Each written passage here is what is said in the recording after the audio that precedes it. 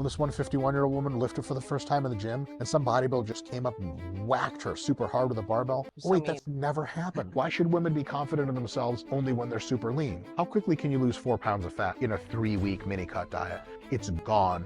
Welcome back to the channel. It's Victoria Scott, and I am here with the legendary Dr. Mike from RP Strength. We just finished the shoulder workouts. As you guys can see, I got a good pump here.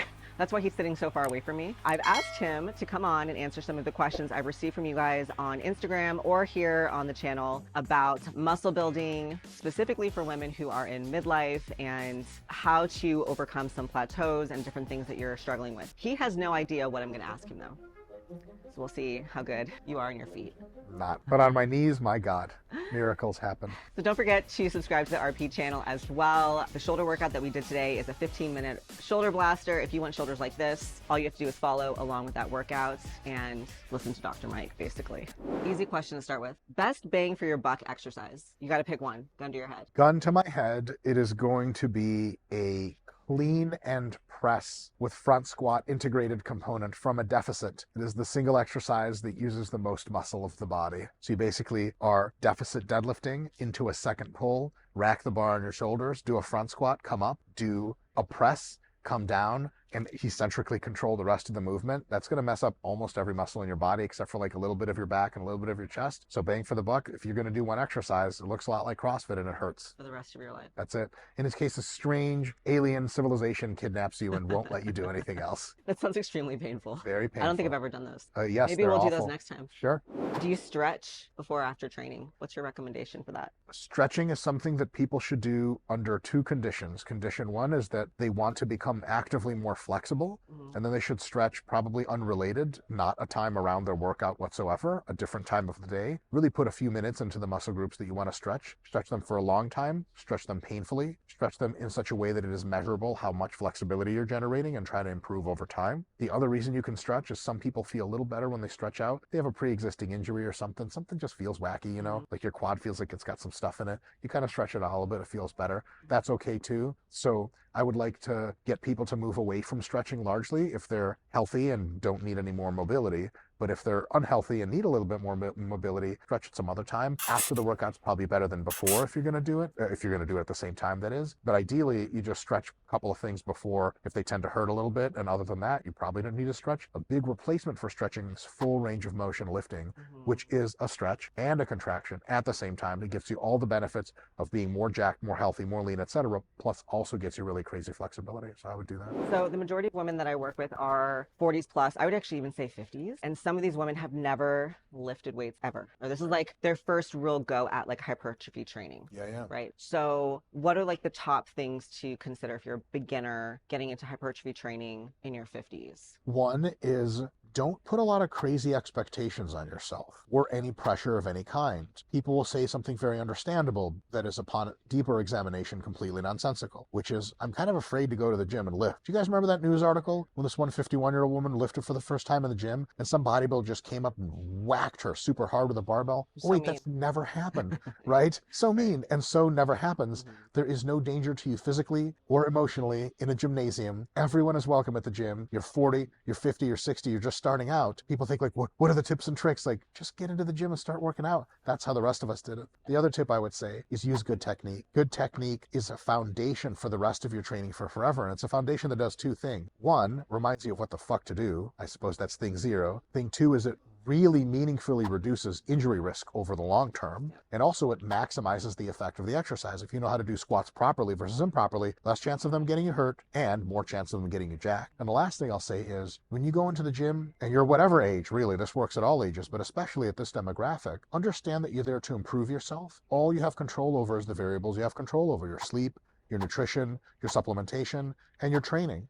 However that soup mixes into a physique, Do you turn out with a beautiful physique like Victoria here? Do you turn out with an ugly, grotesque physique that I keep under clothing at all times like me? You never can tell because that's your genetics. And so a lot of people get infatuated with, I want to look like this.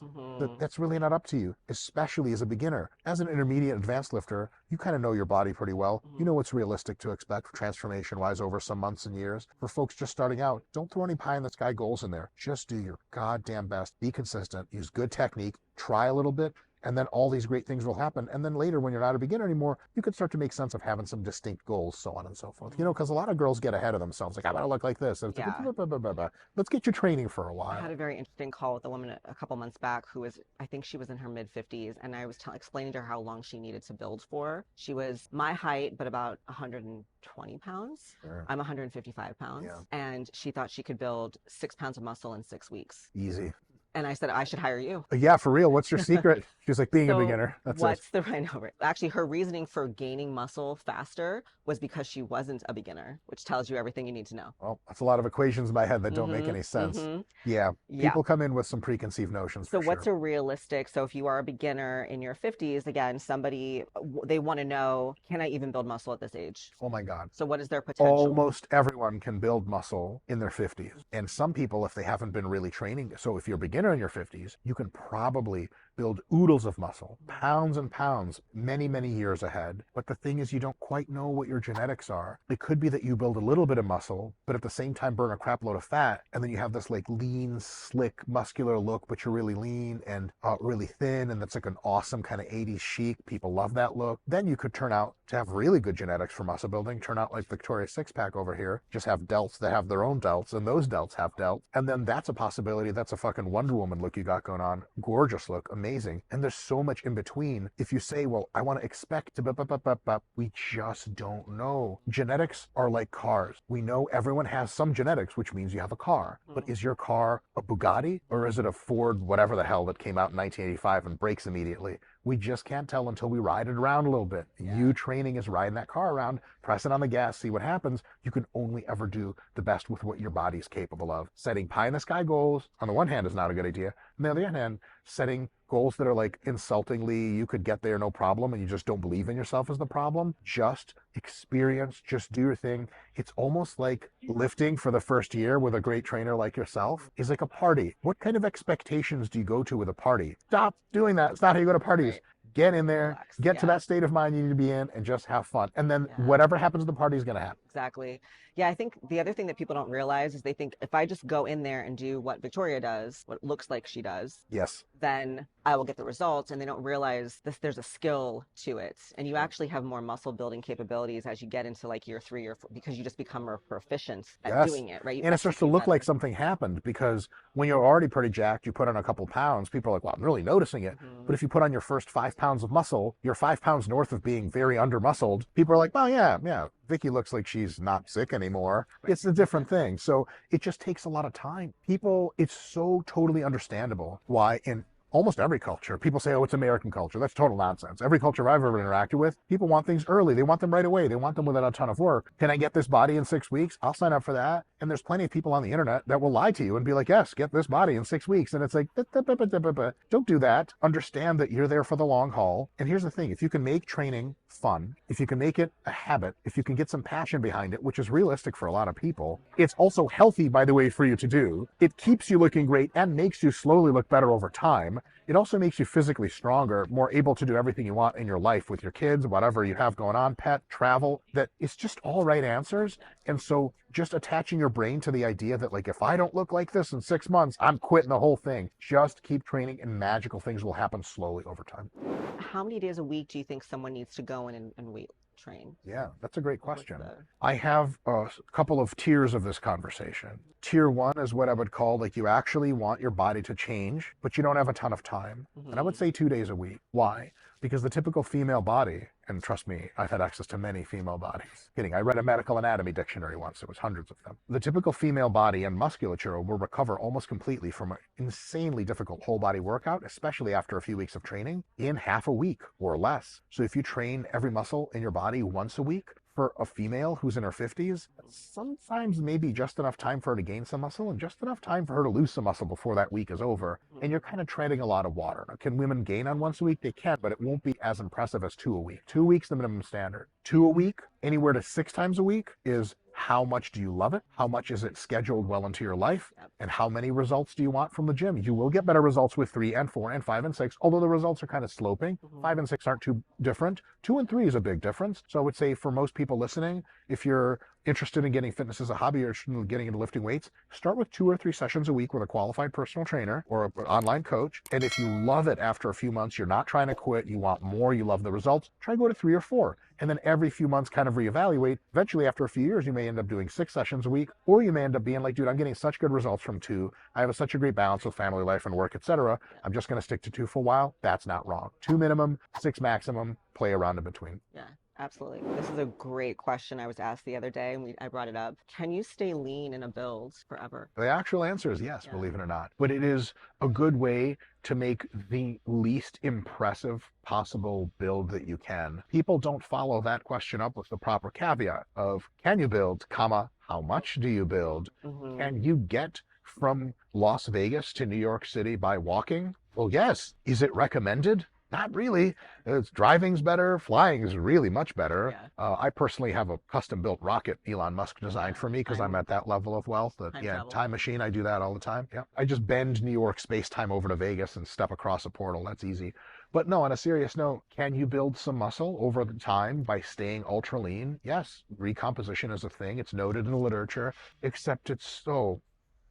Can I swear, Brigham? People are impatient, right? People are impatient. And the thing is that people are 2 things that want lean gain. Patient for more gains and deathly afraid of having a little bit of extra thickness on their bodies. And if you're both things, you will have very slow gains, but you'll never be fat. Congratulations. But then after a while, people will see you at the gym year over year and they'll be like, oh, you look the same. That's nice. Yeah, but you always look nice. It's nice. If, and I'm going to say this in very clear terms, if the people listening to this really are in their 30s, 40s, 50s, we're talking to adult women, grown-ups. When your kid doesn't want to do their homework and just wants to watch TV, what do you tell them? You say, listen, you do your homework and then you can watch TV. Delayed gratification. You got to get a little bit of, let's not call it suffering, a little bit of discomfort, at least on the margins. For some time, you get the results you want out of it. The homework gets done, the muscle gets grown, and then after that, you take it easy, you go back into leanness mode, you clean up, and then you discover, whoa, I built all this muscle underneath with just a 4 or 6 week diet. Here's another thing. An aggressive bulking plan is for a woman to gain half a pound a week for 12 weeks straight. Like, that's pretty fucking intense, right? That's so that would be 6 pounds total. Aggressive would be 6 pounds over 12 over 3 weeks, months. 3 months. But think about this. If you gained only 2 pounds of muscle from that, which is realistic,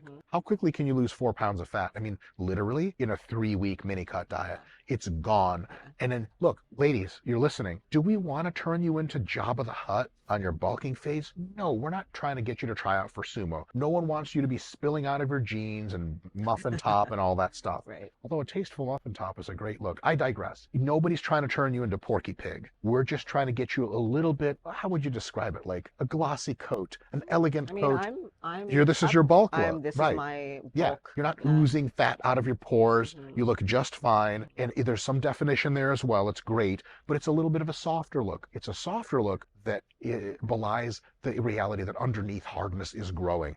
That's how we do it. You gotta put the calories down, eat a little bit more food, gain a little bit of weight to gain some muscle. You do that, eventually when you strip down, which again is quick and easy, it's not like you're gonna gain 12 pounds and all of a sudden you're like, I'm not the same as I once was. There's no way down. That's all BS. It's a fear that a lot of women have because a lot of women are understandably fat phobic. They don't want to appear fat. They don't like being fatter. Listen, guys in your life, ask them. They love you thicker 9 times out of 10. But and then again, like the curves. They love them. They can't get away from them. The thing is, I know that it's not up to them. You don't care what they think. It's all in your head. So as an adult woman, fix what's in your head a little bit. Take the hard road to gain a little bit of muscle, gain a little bit of weight. When you diet it off, you'll be thankful you did it. You'll be more confident in yourself at a variety of body sizes. You'll be more confident in yourself at a variety of body sizes. Why should women be confident in themselves only when they're super lean? Fuck that. Be confident all the time. How do you train that? You get to look a little bit fatter every now and again, and then you fucking work on your confidence, ladies. You're 40 years old. You're a grown woman. You do what you have to do. Yeah, I think a lot of women, once they diet, they get used to feeling, women like to feel light. Yes, light right? and small and light breezy. and little petite. And sometimes I want to feel that way too, but it's not in the cards for me. Well, if you want to be light and jacked, eventually you're going to have to gain a little bit of weight here and there just to slap the muscle on. If you just want to be light, just Kate Moss, you know what I'm saying? Just supermodel look. You won't be healthy or attractive or anything else, but you'll be light. Congratulations. Yeah. It's just adjusting to the feeling. And 10 pounds on a woman feels like a lot. Sure. Because I'm up about 10, 12 pounds right now. It's taken me a few years to get used to that cycle of like, okay, I'm up 10 pounds. It's okay. Yes. And you don't love every part of it, but you do it because you know you have to get best results. Guys, we do do everything in our lives to do best results, and we don't always love to do it. You brush your teeth, you tell your kids to brush your teeth. You go to work, tell your kids to go to work. I tell mine, God damn it, you make money for this family if you want to pay rent. It's all delayed gratification. Do what you have to do.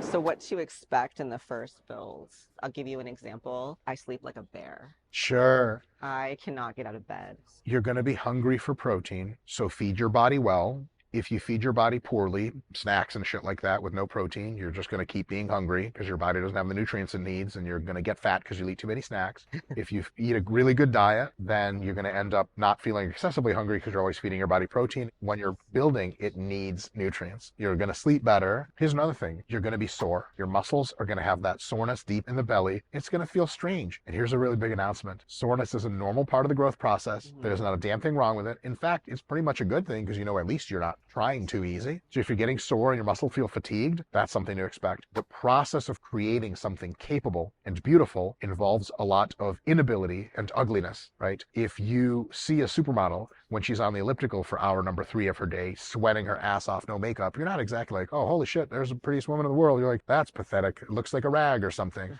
When you're building, you're going to be tired a lot. You're going to be sore a lot. Your legs are going to be shaking walking down the stairs. My parents still tell me, they're like, aren't you like a lifter person who has capability? I'm like, yes. Like, why can't you pick that up? I'm like, I did glutes yesterday. I'm too sore. Yeah, I'm still sore. So you're going to get beat up, but then the process is going to change you into something awesome. How do you stay so perfect? What's your secret? Me? I was born perfect. That's an easy one. A great question, because a lot of women, especially again in this age category, have survived the dieting trends of the 90s. They're probably in their 20s, in the 90s or teens. So they've never done like a build. They've never really tried to build muscle. How do you know that you're building muscle? One is, after a few months, you should look differently shaped. In the gym, you should be lifting heavier and heavier weights over time. That doesn't mean 10 pounds heavier every time. That might mean you lift the 10-pound dumbbells for half a year, but you go from doing 10 reps on the lateral raise to 15 reps on the lateral raise. Your performance in the gym has to be improving with good technique. Then you really know you're building something. Because after a few weeks, few months, the nervous system isn't so good at making you stronger anymore. You just need to put on more actual muscle to do it. And then of course your clothes will fit differently. And then when other people start saying something, you know you're on to a thing. Like, you know, you'll post a picture of yourself in a backless dress, and some person who exclusively masturbates and has never seen a woman will comment on your Instagram like, I'm not into girls with manly traps. And you're like, yes, I did it. I finally have traps. Someone saw them. Finally. So like taking photos, right? You recommend progress photos. Yes. Take a photo before you start. Take a photo later. Our brains have an unbelievable ability, some more than others, to kind of do this thing where they're like, you never changed. You look the same. Because you look at yourself daily. I mean, how many hours do you spend looking at yourself in the mirror? Hours, days. I haven't left once, 24 hours straight. You know, you get used to it. So if you take some pre-pictures and 4 months later you take some post pictures, especially after a 6-month bulk, you do a 3-month fat loss phase. You take a picture at the end of the bulk and the end of the fat loss phase. You're revealing literally all the muscle that you build. That can be really awesome. Take a good picture at the end of your fat loss phase. Have that on the background as your phone. That can motivate you to do a lot of things. Actually, to that point, how are you okay with the fact that you can bulk out of your leanest, best looking body? Here's how. You keep a picture of your leanest and best looking, and you remind yourself of a physiological reality that you can always get that look back anytime you want in a few months of dieting. And so that can give you the mooring to be like, okay, fine. I know I looked like this. I know I can do it again. Let's go. But if you just looked great, you remember it hazily, you never want it to leave. You always want to be lean. So that's a good idea to do that maybe. This is my 3rd consecutive year building, just really being consistent year round. Yeah. And I was looking at my photo from end of last summer, and I remember that build, and I was like, I feel like a fucking whale, right? And then I see the difference from 2022 to 2023 and 21, right? I can see the progression now. And so now, even though I'm up 10, 12 pounds again, I'm like, man, I know it's going to be better than that. And that looked fucking awesome. Yes. So that's really motivating for me right now. It's the process of creation. When a sculptor gets a new slab of clay, he's not upset that the clay doesn't look like anything yet. He's excited about what's going to be revealed from there. Think of yourself at the top end of your muscle gain phase when you're a little sloppier as a thick slab of clay with a lot of awesome granite underneath. You just get to chip the clay away to get to the granite. It's there, I promise. And so don't get upset about like you have to change or transform. A lot of people have this thing where transformation culture has gone a bit too far in some cases. And they're like, this is the bad me, it's the old me. This is the new me, it's the good me. The old you had tons of muscle under there. They're also the good you. Now we're just refining it to get to that last end product. We're not trying to like live our life completely differently or get down on ourselves for that. Yeah, and like you can relate to this. There's like like with your hair, you can't get to this blonde without having other steps. Absolutely. I mean, I've been a hair care product designer for a long time. I know exactly what you're talking about. It. We don't call that blonde in the industry, by the way. It's a subcategory of Oh, really? blonde. Yeah. We don't say that word anymore, actually. Not a requirement for I can the. tell you're a consumer, not an expert, is what I'm trying to say. What would be a great pre-workout meal? It depends on when you have to eat it. If you wake up and then you really like to eat something, have a little bit of a fuller stomach when you're training, then if you wake up half an hour before you got to go to the gym, a whey protein shake and half a banana is great because they're really simple to digest. They're really easy to digest. They don't sit in your stomach for a long time. It's a small meal, so it's few calories. So after about 30, 45 minutes, you're like, all right, nutrients are getting into bloodstream all as well. On the other hand, if you have to train 4 hours from now, but you know you won't be able to eat from 4 hours from now you eat a very large meal of rice or pasta or whole grain bread, plenty of meat, plenty of veggies, some healthy fats, so that by the time you get to 4 hours from now, you're not like drained of energy and you need it. You ever show up to workout and you're like, I'm fucking hungry, I need to eat, I can't be here. That's not good because you don't have any energy. But if you have a very large calorie, slow digesting, healthy meal, 4 hours later, you're like, all right, my meal's settled. Now I have energy. So you want to time it like that. And just to throw this out there, if you like to train early in the morning on an empty stomach, there's nothing wrong with that. People can perform really well. You just have to make sure that right after the workout, you start putting in the nutrition into your body right away. That actually made me think about the difference between cutting and building, though, because so many women, again, are so used to cutting. Lifestyle cutting. Yeah. So that when it comes to building, they still try to mimic the same eating patterns. So like they don't eat around their workout time, which when you're cutting, you can probably get away with it, right? You're trying to lose weight anyway. But like the importance of just like trying to fuel and eat around the workout time. Yeah, it's really good, especially after the workout, because you're replenishing and restoring and recovering and helping potentiate the growth process. So some carbohydrates and protein right after are a real good idea. Remember, you trained your muscles. You want to feed them. You're not just training them and then being like, whatever, they can get food somewhere else. Nutrition should be paired relatively closely to training anyway. The last thing I wanted to cover today was injury. We talked a little bit about that last time. If you're an athlete, you probably have something wrong with you or something that's come up over the years. But of course, we do see this with older populations. You'll have somebody who has like a hip thing or knee replacement or shoulder impingement. Something is going on. So how do you adapt around that? Should you continue to weight train? The first thing to do is always and everywhere listen to a qualified medical professional, but that doesn't mean you can't get a second opinion. Modern sports medicine is generally of the opinion that when you have an injury, you begin to move it instantly and very little and slowly work on expanding that range of motion, expanding that function, eventually expanding tissue strength, and eventually getting to do that movement again because your body does have a very powerful ability to heal itself. So if your team of medical doctors and nurses say, look, don't fuck with it right now, let it heal, but slowly kind of ease back in, you're cleared to ease in, just don't be an idiot, then that's your chance to start not fearing the movement anymore and kind of going slowly. To that end, if you have a movement that hurts you, one exercise, but the other doesn't. Let's say pull downs, you can do just fine. Assisted pull-ups, something weird in the shoulder. You can get away from assisted pull-ups as long as you're still moving that musculature and joint in another way that doesn't hurt. And then as you move in a way that doesn't hurt, you get stronger, you get really good at pull downs. You kind of forget you had a weird thing in your shoulder with assisted pull-ups. A few months, few weeks later, come back to assisted pull-ups, the thing that hurt. Go slowly with a big range of motion, gently with low weight. You may find that that's not very stimulative, it's just a warm-up. Nothing hurt in the shoulder. Next week, use a little bit more load, a few more reps. Ease in like that, and after a few weeks, you'll very likely 9 times out of 10 just be able to do that exercise as well as you ever could because you eased back into it. People make a big mistake with injury, and there's 2 mistakes they make. One is they just like, oh, I hurt my knee squatting, I'm never squatting again.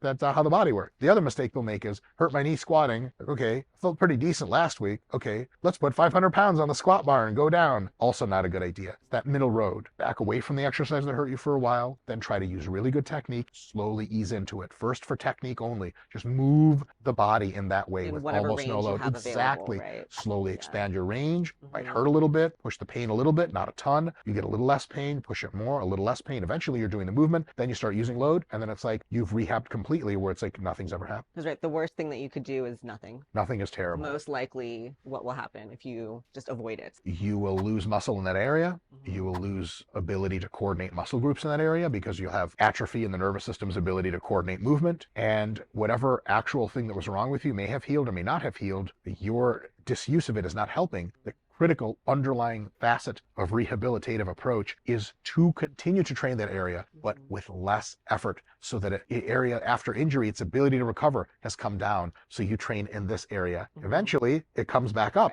and you can train normally, but the training is a huge stimulus to the rehabilitative recovery process. You take that stimulus away. Imagine this. Imagine a child broke their shin bone playing soccer. Is the recommendation, listen, don't put any weight on the shin. Like, okay, The rest of your life. ever. But that's going to make the bone really tiny and alien looking, and it's going to make the child disabled the rest of their life. Yeah, but at least you won't break your shin again. That's nonsense. So it's put as much weight on the shin as is tolerable. Ease in, ease out, ease in, ease out. And as your body recovers completely on its own, by the way, you're going to be able to handle more and more. The other bad idea for the shin example would be like, you broke your shin, right? Sweet. Soccer tryouts are tomorrow. Let's kick the ball. Right. Don't do that. Yeah. So people usually either underdo it or they overdo it. Dreams. And it's that middle ground. It's not fun. It's not fun to do fucking mobility work for your shoulder to get it going again. But remember, you're a smart person. You're a long-term oriented person. You take care of the injury now, in 6 months, you won't even remember you have it. You either ignore it completely, you'll have it forever, or you'll fuck with it real bad and you'll get it hurt even worse. 2 wrong answers we don't want. Yeah. I think also with people who are 50s plus, like the rate of muscle loss is faster. So like If it's you're devastating. if you're not right? active, Yeah. muscle loss will be profound.